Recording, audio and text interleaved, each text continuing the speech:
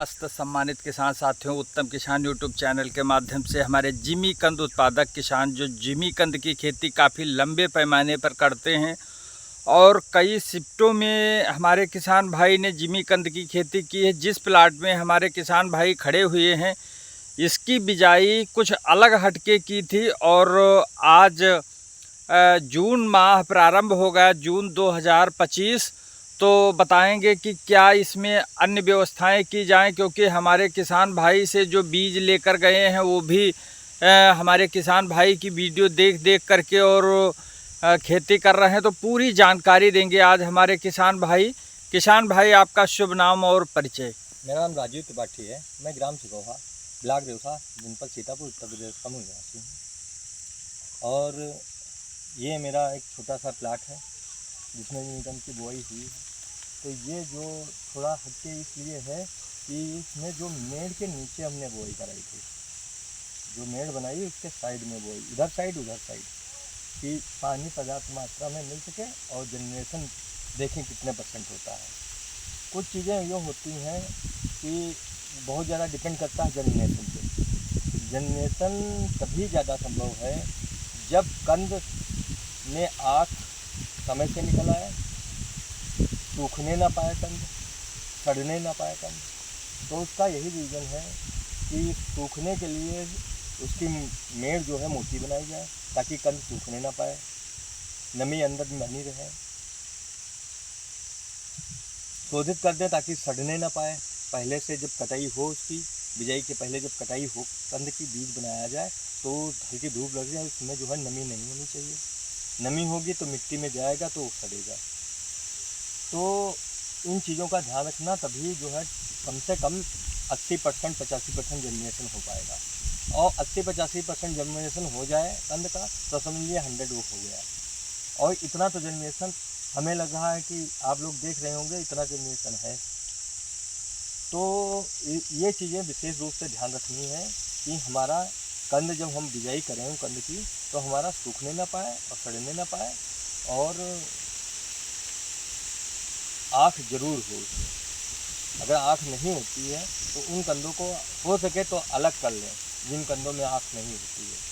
अगर आँख होती है, आँख तो सब में होती है, लेकिन कुछ कंद आँख पहले से होती है, कुछ में आँख होती है लेकिन वो धीरे धीरे निकलती है। तो वो धीरे धीरे वाली, और सभी लेयर के ऊपर जो उसकी खाल होती है उसके ऊपर जड़ सहित निकलती है, आँख निकलती है। एक तरफ जड़ निकलेगी, एक तरफ खाल निकलेगी, दोनों बराबर ही निकलेंगी। तो इन चीज़ों का ध्यान रखना है।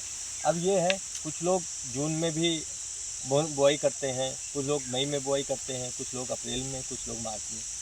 तो हमारे हिसाब से मार्च सबसे बेस्ट टाइम है। 15 मार्च तक हर हालत में बिजाई हो जानी चाहिए, वो सबसे अच्छा समय होता है। और 1.5 महीने ले लेता, 1.5 महीने में आँख निकलने लगती है, क्योंकि जब आँख बन पाएगी तभी आँख निकलेगी। तो आँख, जिसमें आँख होगी उसका पौधा मोटा निकलेगा, जिसमें आँख नहीं वो धीरे धीरे बनेगी तो वो पौधा नहीं निकलेगा, नहीं तो आँख मोटी निकलती है। जैसे सपोज करिए, देखिए ये आँख 1.5 फीट में निकली तो देखिए निकल रहा है ये छोटी आँख इसमें नहीं होगी, इसलिए ऐसा पौधा निकला है। छोटी आँख निकली होगी इसमें तो ये तरीके, जिसमें आँख छोटी पहले से होती, कल्ला होता, वो एकदम से बड़ा हो जाता है। कुछ पौधे इसमें बड़े हैं तो वो पहले से आँखें निकली हुई हैं। तो अब हमारे हिसाब से तो मार्च बेस्ट है, सबसे बेस्ट है, मार्च में कर दें। और उसके बाद अगर उनके पास जैसे खेत नहीं खाली होता है तो बीज भी सुनिश्चित कर लें, बीज उनके पास स्वयं का होना चाहिए। फिर अप्रैल में भी बुआई कर सकते हैं वो, लेकिन बीज सही तरीके से रखा होना चाहिए सब कुछ, क्योंकि वो जब जाएगा तो उसकी में फिर जब बिजाई करने जाएगा तो नमी खेत में होनी चाहिए पर्याप्त। नमी का ध्यान रखें। बीज क्योंकि अंदर पानी जो है कम हो चुका होगा कंद में, तो सूखने का ज़्यादा डर रहता है, तो अंदर ज़्यादा होना चाहिए। तो जो मेड़ बनाई जाए मेड़ पद्धति से, वो अंदर होनी चाहिए, मतलब बीज अंदर होने चाहिए। मेड़ इतनी मोटी होनी चाहिए जैसे ये बनी हुई है, इतनी मोटी होनी चाहिए। कम से कम 1.5 फीट की चौड़ी होनी चाहिए कम से कम ना।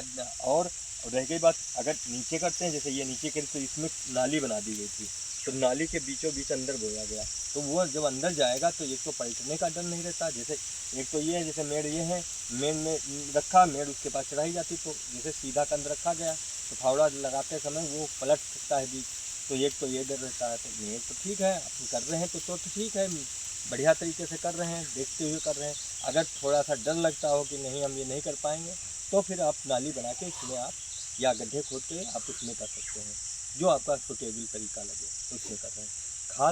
खाद का विशेष ध्यान देना है। गोबर खाद अब जैसे ये देख लीजिए, अब इतना अगर हो जाए तो हो सके आपका, अगर इतना बड़ा कंद हो चुका है 1.5 फीट का और ये कैनोपी आपकी बड़ी हो चुकी है, तो इतने में ही गोबर की खाद कम से कम 1.5 किलो 2 किलो लगवा दें, हर पेड़ के चारों तरफ जलवा दें। जब तक ये घास थोड़ी और बड़ी होगी उसके बाद इस पर निराई करा दें। जो गोबर की खाद पड़ी होगी वो जब निराई कर देंगे तो वहाँ पे भुरभुरी मिट्टी हो जाएगी, पोली हो जाएगी। 1 महीने के बाद, 1-1.5 महीने के बाद रेस्ट लेने के बाद फिर आप वही पुनः दोहरा दें। जब तक वो आप करें मतलब घास उगे हुए तब तक आप 1.5-2 किलो 2.5 किलो तक का फिर गोबर खाद लगवा दें। तब तक आगा आप जुलाई समय आ जाएगा, जुलाई में बरसात होने लगती है लास्ट जुलाई तक का, तब तक आपकी क्या होगी, दोबारा आपकी गोबर की खाद लग जाती है।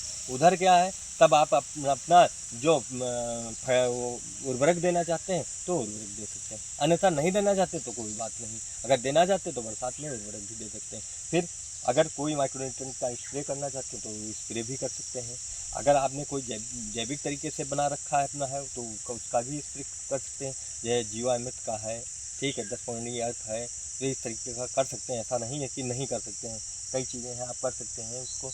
तो ये है कि आप हमको बताने, जैसे हमने कोई चीज़ प्रयोग कर ली तो हमने कर ली, लेकिन आप भी तो करिए प्रयोग। आप खेती कर रहे हैं, कई तरीके की खेती कर रहे होंगे, तो खुद जब आपके खेत में खुद पता जमाएगा तो खुद प्रयोग करिए कि हम कैसे। लेकिन यह सबसे है कि 2 बार अगर आप घूर की खाद लगा लेते हैं फिर आपको कोई टेंशन की ज़रूरत नहीं कि हमें उसमें कुछ करना है। 2 बार घूर की खाद लगा लीजिए, 2 बार निराई करा दीजिए। एक बार जब निराई कराएंगे, अब ये क्या है कि जैसे अब निराई हो जाएगी तो ये घास निकल जाएगी, ये घास निकल जाएगी, मिट्टी जब उठेगी तो मिट्टी थोड़ी उठ जाएगी, गोबर खाद जब यहाँ चारों तरफ लगी यहाँ पोली हो जाएगी। अब जब दोबारा खाद लगाएंगे, दोबारा खाद में क्या करेंगे, मिट्टी कम से कम इतनी उठनी चाहिए, 3 इंच की मिट्टी उठ जाएगी, खुरपे से जब उठ जाएगी, और ये ऐसे ऐसे धुआं बनवा दें, ऐसे ऐसे बनवा दें। और अगर समतल ज़मीन पे बोते हैं, अगर मेड़ पे बोए हैं तो मेड़ पे भी आपको वही काम करना पड़ेगा।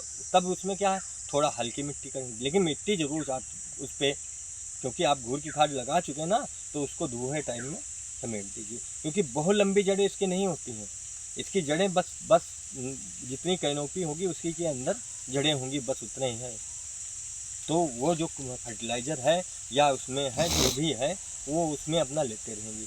और नमी का पर्याप्त ध्यान रखें, क्योंकि इस समय नमी बहुत ज़रूरी है, तो नमी का पर्याप्त ध्यान रखें। और फिर कोई दिक्कत आती है तो कोई किसान उनके संपर्क में होगा जो जिमीकंद की खेती करता है, या कोई हमसे संपर्क करना चाहता है, हमसे पूछना चाहता है, तो मेरा नंबर है 7007159750। इस पर फ़ोन करके आप हमसे पूछ सकते हैं या सलाह ले सकते हैं। जो नए किसान हैं, पुराने हैं तो वो भी अगर कहीं ज़रूरत है तो अपना जो उनके समझ में आ रहा होगा वो हमको बता दें, हमें जो समझ में आया हमसे पूछ सकते हैं, तो अपना कम्युनिकेशन हो जाएगा इस तरीके से, लोगों को सहायता भी मिलेगी।